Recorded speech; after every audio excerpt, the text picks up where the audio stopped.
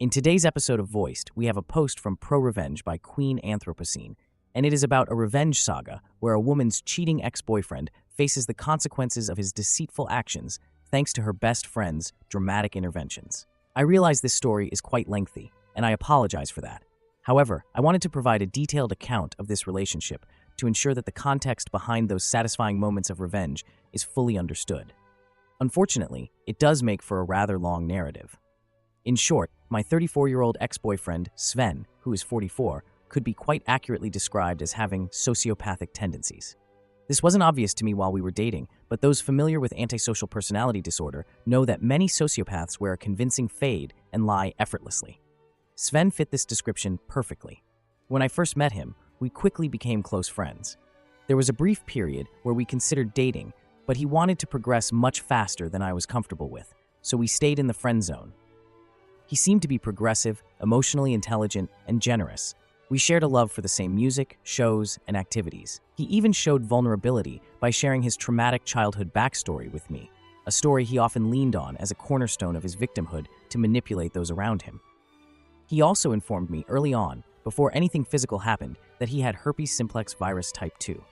Although there were definitely warning signs about him, the positive qualities I saw in him were so overwhelming that I easily dismissed them. We began dating in an unusual way during our time as just friends, which lasted about a year. He moved out of state to be with a new partner named Melody, whom he had only been dating for a few months. He never shared many details about her, and I assumed they had some history that justified the sudden seriousness of their relationship.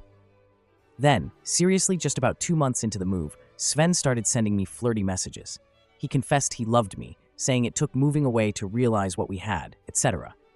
Of course, this made me really uncomfortable. I told him I wasn't interested in being the other woman or in a long-distance relationship, and we needed to keep things strictly platonic. He tried to make it work with her for several more months while telling me she was an alcoholic and would yell at him, etc. Eventually, he informed me that they broke up and that he was making arrangements to move back, although he was still living with her at the time. He started sending increasingly flirtatious and romantic messages. This was the point where I nearly distanced myself from him, but he cleverly befriended my roommate, 31, non-binary, Aris. Aris and I had been living together for 7 years, and what started as a friend of a friend roommate situation evolved into a deep best friendship. Aris helped assure me that he was truly a good guy who was madly in love with me, and despite the oddity of his moving out of state and then changing his mind, I should finally give him a real chance. Without diving into every detail of the relationship, I can say that the typical idealize and devalue cycle of emotional abuse began to manifest shortly after we moved in together, though he was genuinely sweet most of the time. He moved into the townhouse I shared with Aris about a year after he moved back to town, and we'd been officially dating for 6 months. He lived with us for almost a year and a half. Now, let's get to the intriguing part. As any manipulative sociopath might do, he was lying extensively, being manipulative, and cheating beyond belief. While I could skip the story of how Aris caught him cheating, since this story is quite long, we can't just miss that highlight. One evening, with the sheer intuition to glance at his phone while the three of us were at home, Aris noticed him open, close, and then like a direct message on Instagram with a provocative photo. Aris instantly texted me as I was sitting opposite him on the couch. Yeah, the audacity, prompting me to confront him. He angled his phone away to delete the message thread, but Aris noticed. He gaslit both of us and denied the message, denied deleting it. I didn't know who to believe, my partner or my best friend. I genuinely believed both of them and thought there must be a rational explanation that cleared Sven while respecting what Aris saw. I couldn't imagine he could look me straight in the eyes and lie outright like that. He cried and acted like a victim throughout this ordeal. A day later, he came up with what seemed like a plausible explanation for the inappropriate photo on his phone. He claimed that the picture was sent by a fan of their band to his friend because she had gotten a tattoo of their logo or something similar, and that his friend had simply forwarded it to him, saying, "Hey, check this out." Uncomfortable, right? He had separate private conversations with both Aris and me, where we later discovered that he had tailored different justifications to each of us to excuse his lying and manipulative behavior. To Aris, he blamed it on his religious trauma, something I had never heard of before, but knowing that Aris grew up queer and Christian, he figured it would resonate with them. For me, he blamed past relationship trauma, claiming an insecure and paranoid ex had overly monitored his social media use. At this point, He was on thin ice with me, and I didn't really know how he could rebuild the trust. However, we lived together, had just adopted a dog, and our lives were so intertwined that I just wanted to return to normal if possible. I really wanted to believe him and not disrupt our lives over an inappropriate photo on his phone. A couple of weeks later, Aris attended a party at the house of Sven's former roommate. Sven had left that living arrangement on bad terms and had fallen out with a roommate, whom we'll call Loon. During the party, one of Loon's friends, Holly, pulled Aris aside to confide that Sven had been unfaithful to me. Holly revealed that she had been exchanging messages with Sven and even sending photos to him. Sven had become insistent about arranging a threesome with her and another woman named Tiara, even sharing Tiara's photos without her consent. Eventually, Holly felt uncomfortable and stopped communicating with him. Sven reacted to being ignored by becoming upset and aggressive with Holly. When I confronted Sven about this, he denied everything and handed over his phone, which was likely wiped clean of any evidence. He resorted to emotional manipulation, denying the claims, and even becoming physically ill. He insisted that I was the love of his life and questioned why Holly would fabricate such a story. Despite wanting to trust him, I reached out to Holly, who provided proof of the exchanges. This was the final straw, and I immediately asked Sven to leave. He packed some of his belongings and left that night. I instructed him to collect the rest while I was at work and expressly told him never to contact me again. Following that, I blocked him on all platforms, ending all communication. Aris was less forgiving, marking the start of the satisfying part of this story. As Sven gathered his belongings that first night, I was in a state of shock and still accustomed to safeguarding his feelings and shielding him from my friend's criticism. As a result, I prevented Aris from vandalizing his car as they initially wanted. However, they did write "liar" on the hood in lipstick, and we took some photos of it. After Sven left, Aris decided to take action that would set off a chain of events. They posted a warning about him on social media. Aris, being somewhat of an internet personality with a decent following on TikTok, had significant reach on Instagram. Their story included Sven's profile and warned others that he was a liar and cheater. As a result of this, Sven rushed to come a day earlier than planned to collect the rest of his belongings. I was at work and intended to stay there until he had left. Aris had prepared to make Sven's departure as difficult as possible.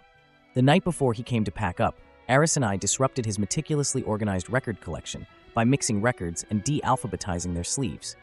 While Aris wanted to break them, I only allowed some scratching and let the dog chew on a few of the inserts. Aris also pulled the strings off his bass guitar and secretly disposed of one of his pedals. They were a huge help. When Sven arrived to collect his things, Aris repeatedly played IDFWU by Big Sean at full volume on the soundbar until Sven packed it away, then continued on their phone. They threw dog food at him while he was packing in the living room, booing and shouting "shame." Aris barred Sven's brother from entering the house to assist him. Standing about 6 feet tall and quite intimidating, Aris physically blocked the door, stating, "You do not have permission to be here. He has to do this himself, and he will do it alone." Aris laughed at Sven and captured video of him struggling to move his treasured mid-century modern dresser down the stairs while his brother watched helplessly from outside. Towards the end of his eviction, I messaged Aris about finding the Instagram account of Tiara, one of Sven's long-term affair partners.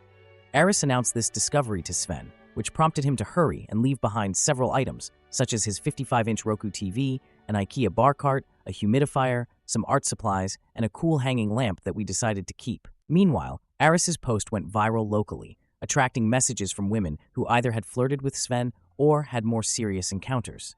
We learned he had varied approaches with different women, often pressuring them for nudes and creating false narratives.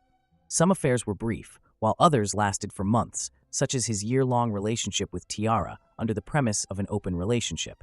An old acquaintance informed us that Sven had a history of this behavior.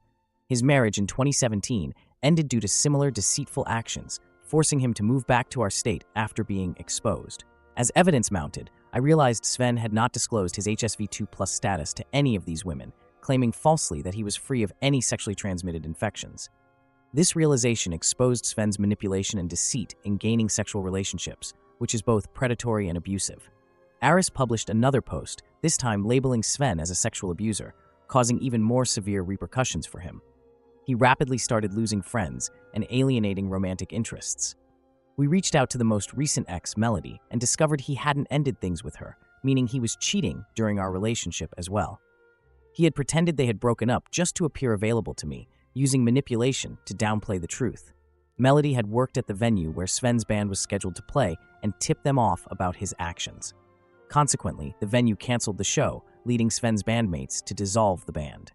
Now, it's been over 6 months and several therapy sessions for me, and I'm focusing on healing and moving forward, avoiding relationships with men entirely. A couple of weeks ago, Aris received some new information. The acquaintance who informed us about Sven's ex-wife in New England still follows him out of spite. She noticed that he's dropping hints about dating someone new and shared the Instagram handle of his new partner. Let's call her Haley. Aris decided to reach out, and I gave the go-ahead, but chose to stay out of it. It turns out Sven is repeating his previous behaviors. Haley was unaware of his past public exposure or his negative behaviors. She experienced the same affectionate facade I did, no pressure for inappropriate photos or behavior, just a seemingly kind and generous individual with a heartbreaking childhood story. Aris discovered that they had been communicating for several months. Haley resides in New England, and Sven was planning to relocate there to be with her. Notice a pattern here? She had booked a flight and planned to visit him the following weekend. Aris provided Haley with all the screenshots she requested and even connected her with one of Sven's former partners. Armed with the truth, Haley ended things with Sven and blocked all contact with him. On another note, we heard he recently posted about crashing his car and needing to borrow money from a remaining friend for repairs. It's also rumored that he reduced his work hours and might be facing termination since he works in the music industry, where news travels fast. It appears Sven is now planning to move to the East Coast to live with his one last loyal supporter, the friend who helped with his car expenses. So, life turned upside down due to his infidelity, and all it took was having a supportive friend. Whew! Talk about a plot twist that reads like a bad soap opera. I mean, when life hands you a cheating ex, you call your best friend to take that revenge game to the next level.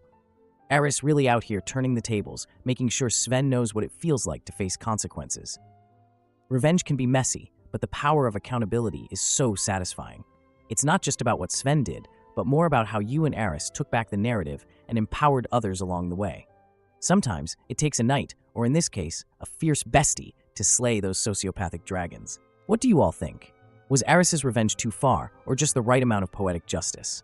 Drop your thoughts below. Thank you for listening to today's episode of Voiced.